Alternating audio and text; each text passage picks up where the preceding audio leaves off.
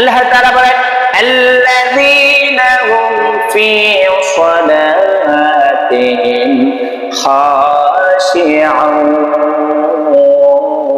তোমরা নামাজের মাধ্যমে আমি রবকে ভয় করো। নামাজের মাধ্যমে আল্লাহকে তালাশ করতে বলছে, নামাজের মাধ্যমে বিনয় হয়ে রবের কাছে মাথাটা নত করতে বলছে।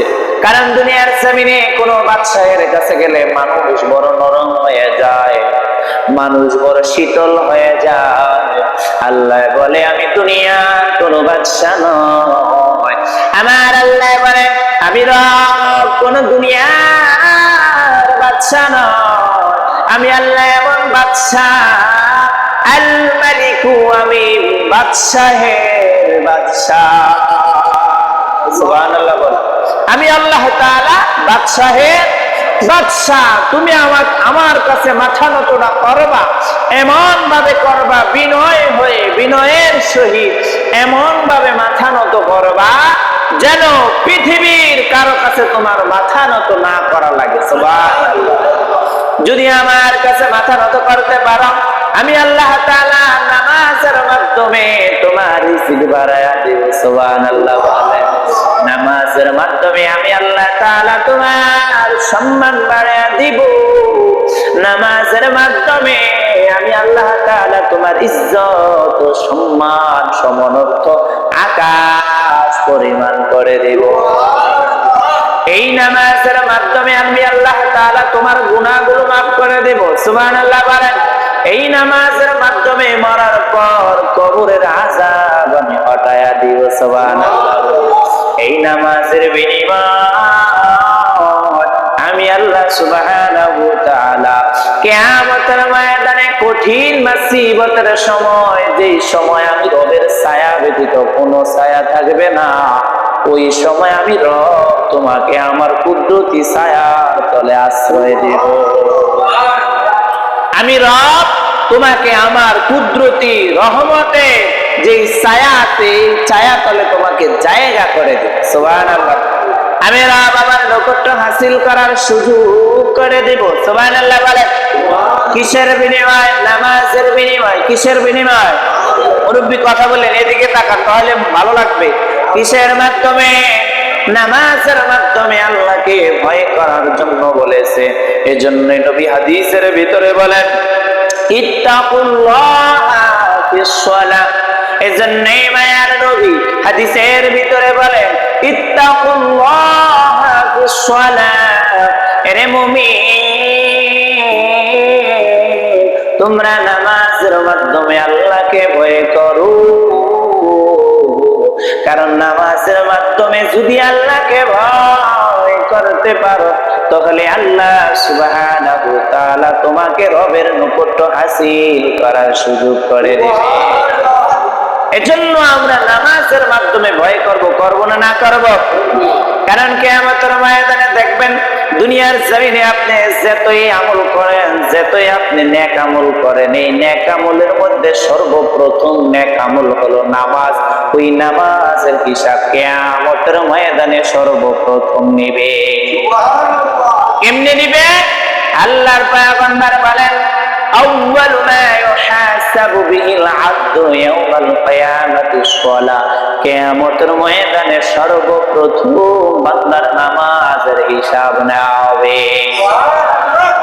কিয়ামতের ময়দানে সর্বপ্রথম কিসের হিসাব নেওয়া হবে?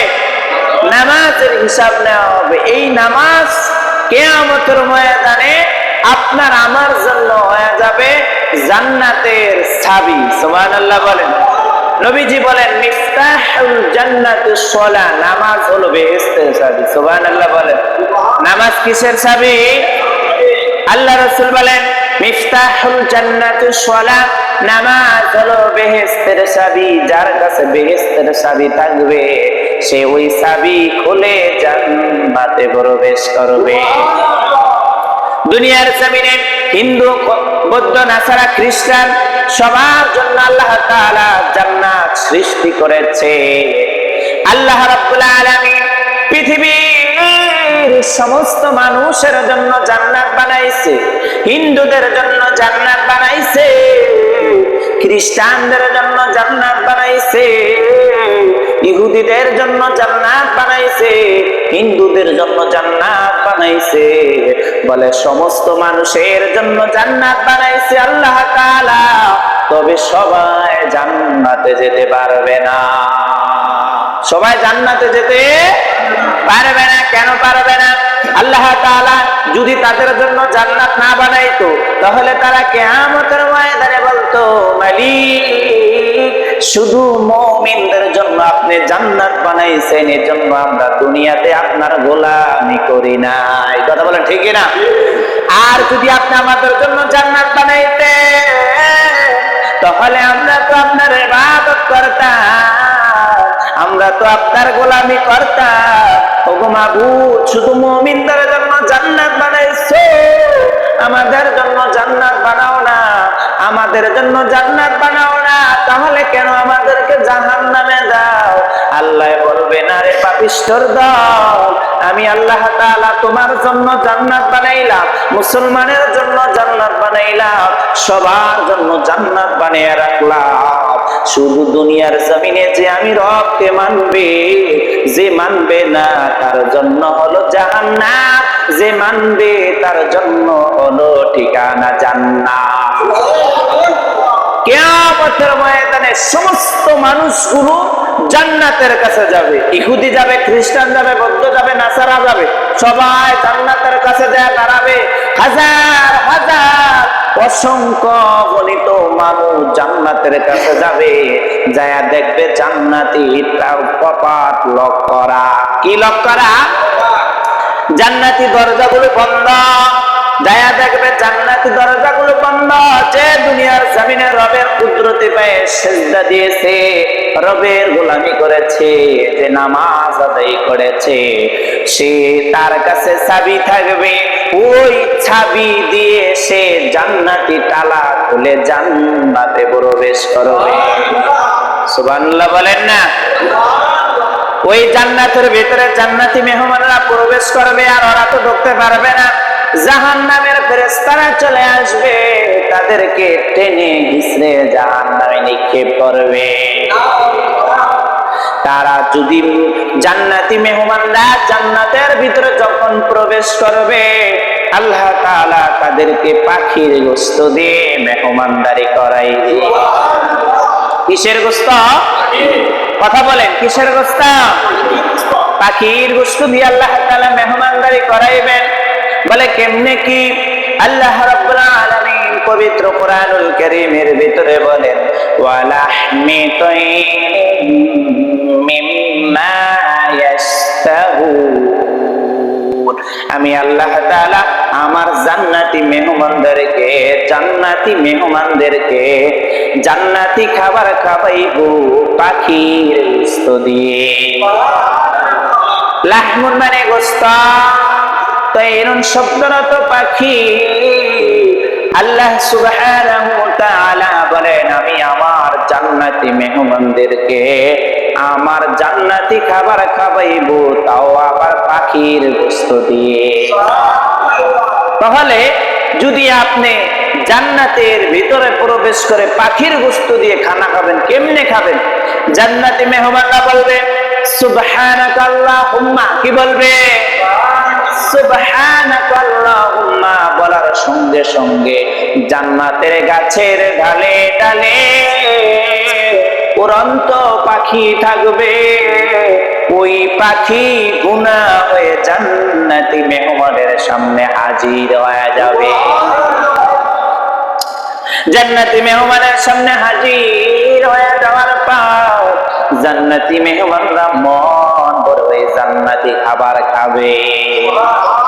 জান্নাতি মেহমানরা যখন মন ভরে জান্নাতি খাবার খাইবে, হযরতে আনাস রাদিয়াল্লাহু তাআলা আনহু বলে, ওই জান্নাতি মেহমানরা যখন খানাকে দস্তরখানা জুটা রাখবে, ওই জুটা থেকে আবার পাখি জীবিত হয়ে জান্নাতের গাছের ডালে ডালে উঠতে থাকবে।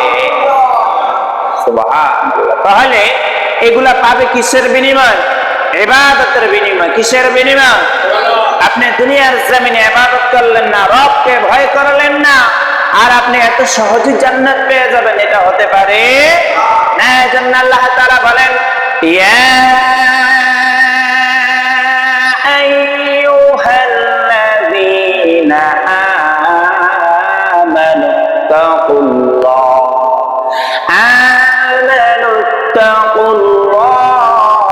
ওয়া কুনু মা'আস সাদিকিন।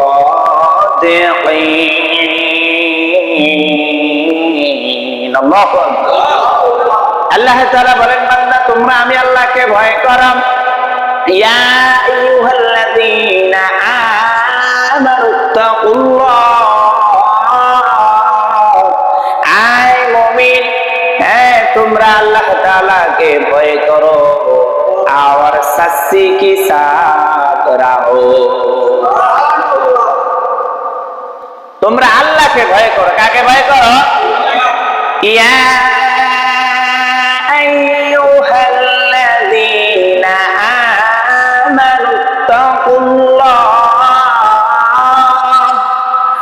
আইমানু আল্লাহ से डराओ और सच्ची के साथ रहो। सुबहानल्लाह वा कुनू मअस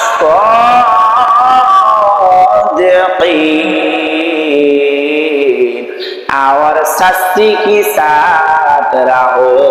যারা দুনিয়ার জমিনে সত্যবাদী তাদের সঙ্গে তোমরা থাকো।